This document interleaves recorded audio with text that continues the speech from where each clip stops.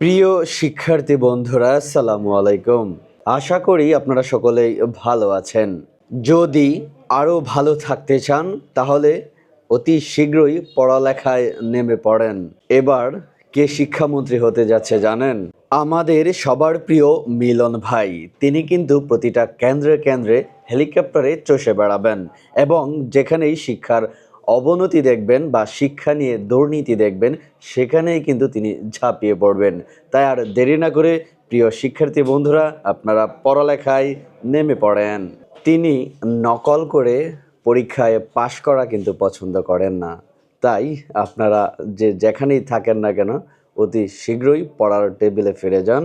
এখন থেকে নকল করে পাশ করার প্রবণতা বন্ধ হবে আমরা আশা করি, এবং দেশে সঠিক মেধার মূল্যায়ন হবে।